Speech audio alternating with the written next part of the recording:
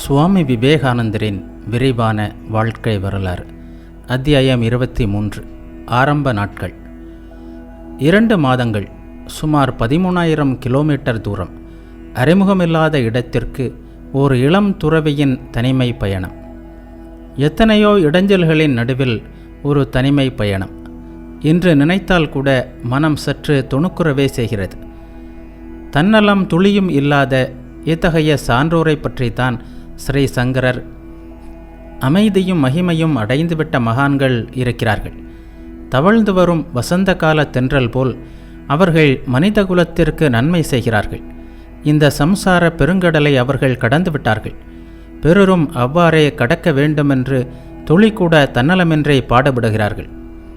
சூரியனின் சுடு கதிர்களால் பொசுக்கப்பட்ட பூமியை நிலவின் கிரணங்கள் இயல்பாக குளிர்விப்பது போல் பிறரது துயரை களைவதற்காக பாடுபடுவது அவர்களின் இயல்பாகிவிடுகிறது என்று எழுதுகிறார். பிறரது துயரை களைவதற்காக பாடுபடுவது என்பது சாதாரணமாக ஒரு மகானின் வாழ்க்கையில் ஆன்மீகம் சம்பந்தமானதாக இருக்கும். தம்மை நாடி வருபவர்களுக்கோ சில நேரங்களில் தாமே நாடி சென்றோ அவர்கள் சிலரது வாழ்க்கையில் ஞான தீபத்தை ஏற்றி வைக்கிறார்கள். மிகப்பெரிய உதவியாகிய ஆன்மீக உதவியை செய்கிறார்கள்.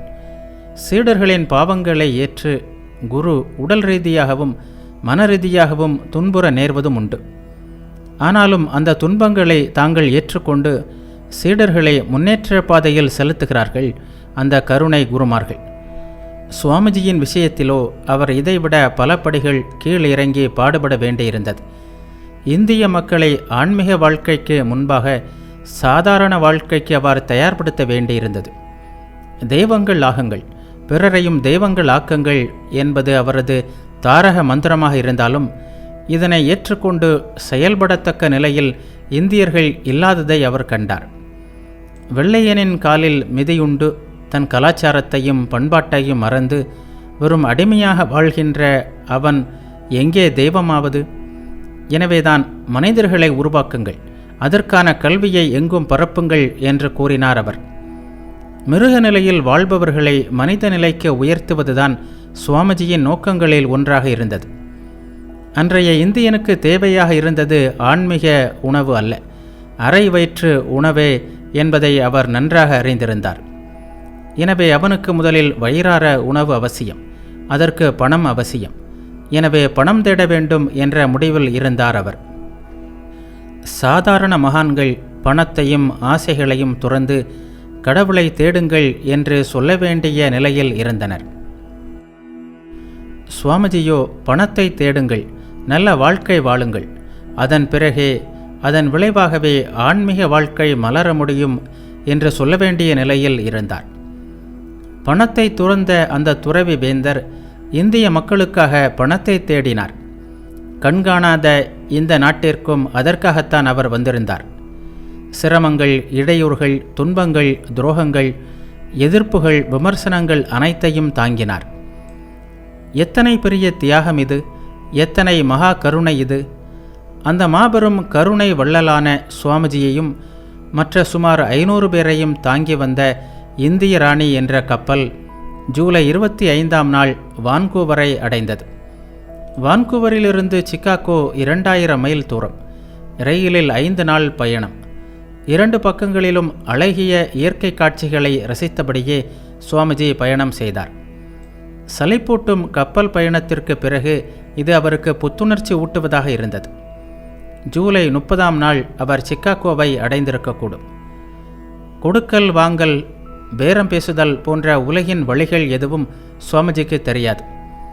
எனவே அவர் சென்ற இடத்திலெல்லாம் ஏமாற்றப்பட்டார். ரயிலிலிருந்து சாமான்களை இறக்குவதற்கும் அபரிவிதமான கூலி கொடுத்து எப்படியோ வெளியே வந்தார் அவர். எங்கும் மக்கள் வெள்ளமாக இருந்தது. எல்லாம் உலக கண்காட்சியை காண வந்த கூட்டம். சிக்காகோ அனுபவம் அவருக்கு முற்றிலும் புதியது. ரயில் நிலையத்தில் இறங்கிய அவர் ஒரு கணம் திகைக்கத்தான் செய்தார். எங்கே போவதென்றே தெரியவில்லை. வேட்டையும் தலைப்பாகையுமாக அவருடைய உடை வேறு அந்த அந்நிய நாட்டில் வேடிக்கையாக தோன்றியது. சிறுவர்கள் ஏதோ வினோத மனிதனை பார்ப்பது போல் அவரது பின்னால் சென்றனர். கூக்குரல் எழுப்பினர். மற்றவர்களும் அவரை ஏதோ வேடிக்கை பார்ப்பவர்கள் போல் பார்த்தார்களே தவிர யாரும் அவருக்கு உதவி செய்ய முன் வரவில்லை. நட்போ அன்போ காட்டி நேசக்கரம் நீட்டி அவரை ஏற்றுக்கொள்வதற்கு அந்த அந்நிய நாட்டில் யாரும் இருப்பதாக தெரியவில்லை. சுவாமிஜிக்கு என்ன செய்வதென்றே தெரியவில்லை. கடைசியில் ஓர் ஓட்டலில் தங்குவதென்று முடிவு செய்தார். அதற்காக ஓர் ஓட்டல் ஏஜென்டை அணுகினார். தனது ஓட்டலை மிக சிறந்தது என்று சுவாமிஜியிடம் கூறினான் அந்த ஏஜென்ட். எல்லாம் புதிராக தோன்றுகின்ற அந்த புதிய உலகில் நல்ல ஓட்டலிலேயே தங்கிவிடலாம் என்று அவருடன் சென்றார் சுவாமிஜி. தமது பெட்டிகளையும் மூட்டை முடிச்சுகளையும் அறையில் வைத்துவிட்டு அப்படா என்று அமர்ந்தார். எல்லா பிரச்சனைகளையும் கவலைகளையும் ஒதுக்கி வைத்துவிட்டு மனத்தை அமைதியாக்க முயன்றார். மறுநாள் கண்காட்சியை பார்க்க சென்றார். அங்கே அவர் கண்ட அனைத்தும் புதியவையாகவும் புதுமையுடனும் இருந்தன. தொடர்ந்து 12 நாட்கள் சென்று எந்திரங்கள், கலைப்பொருட்கள், விஞ்ஞான அதிசயங்கள் போன்ற பல்வேறு பகுதிகளை பார்வையிட்டார். நீராவி மற்றும் மின்சாரம் போன்றவற்றின் துணையுடன் இயங்குகின்ற எந்திரங்களை சுவாமிஜி அங்கேதான் முதலாக கண்டார். மனித மனம் நிகழ்த்தியுள்ள அதிசயங்களையெல்லாம் கண்டு பிரமித்தார். என்ன கண்டும் என்ன கேட்டும் சுவாமிஜியின் மனம் ஏனோ தத்தளித்து கொண்டே இருந்தது. ஆயிரக்கணக்கான மக்கள் கூட்டத்தின் இடையே சுவாமிஜி தன்னந்தனியாக இருந்தார். நண்பர் என்றோ தெரிந்தவர் என்றோ சொல்லிக்கொள்ள ஒருவர் கூட அங்கே இல்லை. நண்பனாக வந்து உதவாவிட்டாலும் பரவாயில்லை, அவரை சிறுமைப்படுத்தாமல் இருந்திருக்கலாமே. ஆனால் அதுதான் நடந்தது. ஒரு நாள் சுவாமிஜி கண்காட்சியை பார்த்தபடியே சென்று கொண்டிருந்தார். திடீரென்று ஒருவன் பின்னாலிலிருந்து அவரது தலைப்பாகையை பிடித்து இழுத்தான். சுவாமிஜி திரும்பி பார்த்தார். அந்த மனிதன் நல்ல உடையணிந்து மிடுக்காக தோன்றினான். ஏன் என் தலைப்பாகையை இழுத்தீர்கள் என்று அப்பொழுக்கற்ற ஆங்கிலத்தில் சுவாமிஜி அவனிடம் கேட்டபோது அவன் பிரமித்து போனான். வெட்கப்பட்டு விலகினான். மற்றொரு முறை ஒருவன் சுவாமிஜியின் பின்னால் வந்து அவரை பிடித்து தள்ளினான். சற்றே கோபத்துடன் சுவாமிஜி அவனது செயலுக்கான காரணம் கேட்டபோது அவன் மன்னிப்பு கேட்கும் பாவனையில், நீங்கள் ஏன் இப்படி வினோதமாக உடை உடுத்திருக்கிறீர்கள், அதனால்தான் இவ்வாறு செய்தேன் என்றான். இதுபோன்ற சம்பவங்கள் பல நடைபெற்றன. மிகவும் நாகரிகமானவர்கள் என்று சொல்லிக்கொள்ளும் அமெரிக்க நாட்டிலேயே ஒருமுறை நான் ஒரு இந்து என்பதற்காக எனக்கு உட்கார நாற்காலி கொடுக்க மறுத்தார்கள் என்று சுவாமிஜி எழுதும் அளவிற்கு அவர் பட்ட அவமானங்கள் தொடர்ந்தன. பின்னாளில் போஸ்டனில் ஒருமுறை அவர் உயிர் பிழைப்பதற்காக ஓட வேண்டியதாயிற்று. அவர் ஒரு நாள் ஒரு தெரு வழியாக நடந்து கொண்டிருந்தார். திடீரென்று அவரது தோளை ஏதோ ஒன்று தாக்கியது. திரும்பி பார்த்தால் ஒரு கூட்டம் ஆண்களும் சிறுவர்களும் அவரை தாக்குவதற்காக வந்து கொண்டிருந்தனர். எப்படியோ தெருமுனையில் ஓர் இருண்ட பகுதியில் ஓடி அவர்களின் வெறி தாக்குதலிலிருந்து தப்பித்தார் சுவாமிஜி. மெல்ல மெல்ல சுவாமிஜி பத்திரிகைகளின் பார்வையில் பட்டார். அவரை கண்காட்சியில் அணுகியும் ஓட்டலில் கண்டும் பத்திரிகைகள் எழுதத் தொடங்கின. சிலர் அவர் தங்கியிருந்த ஓட்டல் மேனேஜரை கண்டு அவர் கொடுத்த ஏதேதோ தகவல்களை எல்லாம் வெளியிட்டன.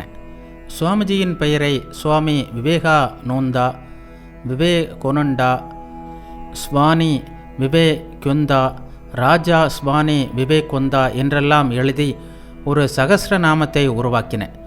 அனைத்திற்கும் மேலாக அவரை தர்ம சங்கடமான நிலைமையில் மாட்டிவிடவும் செய்தன. இதை பற்றி சுவாமிஜியே எழுதுகிறார். கபூர்தலா மன்னர் இங்கு வந்திருந்தார். சிகாகோ மக்களில் சிலர் அவரை பிரமாதமாக தூக்கி வைத்து போற்றினர். நான் ஒருமுறை அவரை சந்தித்தேன். ஆனால் அவர் பெரிய மனிதர். என்னை போன்ற ஓர் ஏழை பக்கரியுடன் பேசுவாரா என்ன? வேட்டி கட்டிய பைத்தியக்கார மராட்டிய பிராமணன் ஒருவன் அங்கே நகத்தால் விரைந்த படங்களை விற்று வந்தான். இந்த ஆசாமி அந்த மன்னரை பற்றி, இந்த மன்னர் தாழ்ந்த ஜாதியை சேர்ந்தவர், இந்த மன்னர்களெல்லாம் வெறும் அடிமைகள், இவர்கள் பொதுவாக ஒழுக்கமற்ற வாழ்க்கை வாழ்பவர்கள் என்றெல்லாம் இல்லாததும் பொல்லாததுமான பலவற்றை பத்திரிகை நிருபர்களிடம் சொல்லி வைத்தான். அமெரிக்காவில் ஏராளமாக உள்ள சத்தியசீலர்களான பத்திரிகையாளர்களும் அவன் கூறிய கதை சரக்கிற்கு சிறிது கௌரவம் கொடுக்க விரும்பினார்கள். எனவே அவன் கூறிய அனைத்தையும் தங்கள் பத்திரிகையில் இந்திய மேதை கூறியதாக மறுநாள் எழுதி தள்ளிவிட்டார்கள். மேதை என்று அவர்கள் குறிப்பிட்டது என்னைத்தான். என்னை வானளாவா புகழ்ந்து நான் கனவில் கூட எண்ணாதவற்றையெல்லாம் நான் கூறியதாக சொல்லி அந்த மராட்டிய பிராமணன் கபூர்தலா மன்னரை பற்றி கூறிய அனைத்தையும் எழுதிவிட்டார்கள். பத்திரிகைகள் போட்ட போடில் சிகாகோ மக்கள் அந்த மன்னரை உதறிவிட்டார்கள். என் நாட்டினரான ஒருவரை உதைத்து தள்ள இந்த பத்திரிகைக்காரர்கள் என்னையே ஒரு கருவியாக பயன்படுத்தி கொண்டார்கள். இந்த நாட்டில் செல்வம், பட்டம் ஆகியவை சம்பந்தமான பகட்டையெல்லாம் விட அறிவுக்கே அதிக கௌரவம் உள்ளது என்பதையும் இது காட்டுகிறது. இவையெல்லாம் ஒரு பக்கம். ஆனால் சுவாமிஜி முக்கியமாக எதிர்கொள்ள வேண்டியிருந்தது பணப்பிரச்சனை. யாத்திரை செலவு இருந்தால் போதும், அமெரிக்காவிற்கு போய்விடலாம், அங்கே போன பிறகு எப்படியாவது சமாளித்து கொள்ளலாம் என்றுதான் அவரும் அவரது சென்னை சீடர்களும் எண்ணியிருந்தார்கள். இந்த எப்படியாவது என்றால் இந்தியாவைப் போல் தட்சிணை, நன்கொடை இவை எதுவும் இல்லாவிட்டால் பிச்சை போன்றவற்றால் காலம் தள்ளலாம் என்று பொருள். ஆனால் அமெரிக்காவில் இவை எதுவும் செல்லுபடியாகாது என்பதை அவர்கள் எண்ணி பார்க்கவில்லை. பிச்சை எடுப்பது அமெரிக்காவில் சட்டப்படி குற்றம். துறவியாக அலைந்து திரியும் வாழ்க்கையோ நினைத்து கூட பார்க்க முடியாத ஒன்று. சென்னை அன்பர்களுள் ஒருவரான வரதராவ் என்பவர் சிகாகோவில் உள்ள தமது அமெரிக்க நண்பர் ஒருவருக்கு சுவாமிஜியை பற்றி எழுதியிருந்தார். அவரும் அவரது மனைவியும் குடும்பத்தினரும் சுவாமிஜியிடம் மிகவும் அன்பாகவே இருந்தனர். பாலைவனத்தில் ஒரு பசும் ஜோலியாக அமைந்தது அவர்களின் தொடர்பு. கடைசி வரை சுவாமிஜி அவர்களை மறக்கவே இல்லை. எனினும் பணம் இல்லாமல் அமெரிக்காவில் வாழ்க்கையை தொடர்வது அவ்வளவு சுலபமாக இருக்கவில்லை. பொருட்களின் விலையோ அபரிவிதமாக இருந்தது. எதை தொட்டாலும் ஏகப்பட்ட விலை சொன்னார்கள். அதனுடன் சுவாமிஜி அமெரிக்க டாலரின் மதிப்பு பற்றியெல்லாம் சரியாக அறிந்திருக்கவில்லை. சென்ற இடத்திலெல்லாம் கணிசமாக ஏமாற்றப்பட்டார். பணம் வேகமாக கரைந்தது. பண பிரச்சனையை எப்படி சமாளிப்பது என்று யோசித்து கொண்டிருந்த சுவாமிஜிக்கு பேரிடியாக வந்தது மற்றொரு செய்தி. சர்வமத மகாசபை செப்டம்பர் மாதத்திற்கு தள்ளி போடப்பட்டிருந்தது. இன்னும் ஒரு மாதம் அவர் சிகாகோவில் தாக்குப்பிடித்தாக வேண்டும் என்பது அதன் பொருள். அதற்குரிய பணம் அவரிடம் இல்லை என்பது ஒரு புறம் இருக்க, அப்படியே செப்டம்பர் மாதம் வரை சமாளித்தாலும் சர்வமத மகாசபையில் ஒரு பிரதிநிதியாக அவர் கலந்து கொள்ள முடியுமா என்பது ஒரு கேள்விக்குறியாக இருந்தது. சரியான அறிமுக கடிதம் இல்லாமல் யாரையும் அனுமதிக்க முடியாது என்று அமைப்பாளர்கள் கையை விரித்து விட்டார்கள். இவை அனைத்தும் நிகழ்வது கண்காணாத, யாரும் அறிமுகமில்லாத பல்லாயிரக்கணக்கான மைல் தொலைவில் உள்ள ஒரு நாட்டில் தன்னந்தனியாக கையில் பணமில்லாத ஒரு 30 வயது இளைஞருக்கு.